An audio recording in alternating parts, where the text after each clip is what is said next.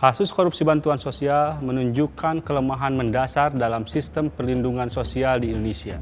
Terkuaknya nama-nama baru dalam kasus ini memperlihatkan betapa buruknya birokrasi dan mentalitas pejabat di Indonesia. Saya Anton Septian, inilah Opini Tempo.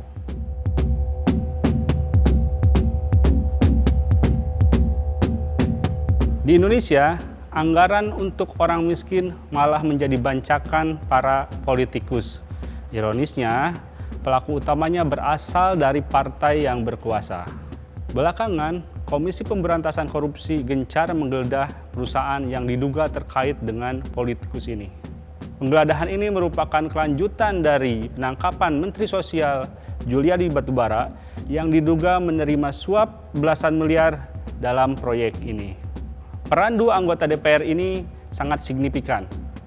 Mereka diduga menguasai separuh dari paket bantuan yang disalurkan di Jabodetabek senilai 3,4 triliun. Padahal total nilai bantuan sosial untuk di Jakarta, Bogor, Depok, dan Karawang juga Bekasi hanya 6,8 triliun. Dengan kata lain, 50%-nya menjadi milik mereka. Modus kasusnya sebenarnya sangat sederhana. Kedua anggota DPR itu meminjam bendera perusahaan lain dengan memberikan imbalan yang menggiurkan.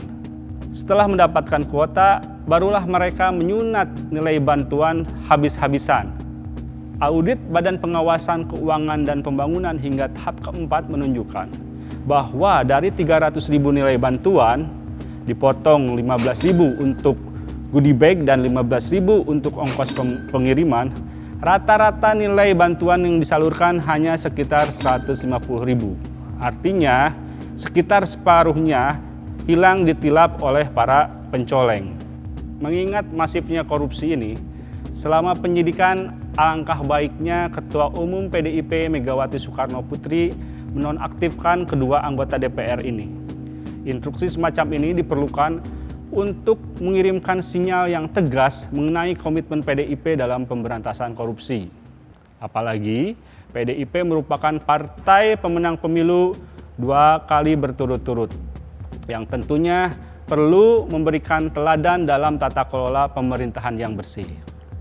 Langkah Menteri Sosial yang baru, Tri Risma hari ini, untuk mengganti skema penyaluran bantuan sosial dari paket sembako menjadi transfer tunai sudah tepat.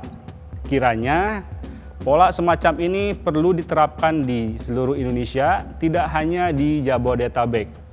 Tapi Menteri Risma tidak boleh hanya berhenti di sana. Dia harus mengubah persepsi yang menempatkan orang miskin merupakan objek yang tak berdaya. Risma tidak boleh meneruskan pola penyaluran bantuan ala Sinterklas yang hanya baik untuk pencitraan politik, tapi sebenarnya tidak mengubah kemiskinan struktural di negeri ini. Anggapan bahwa orang miskin itu tak berdaya sehingga tak punya kuasa untuk menagih bantuan merupakan salah satu akar dari korupsi bantuan sosial selama ini.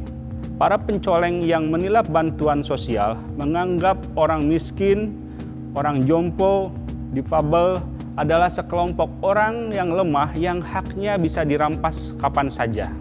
Tanpa perubahan cara pandang yang mendasar itu, korupsi anggaran orang miskin akan terus terjadi sampai kapanpun.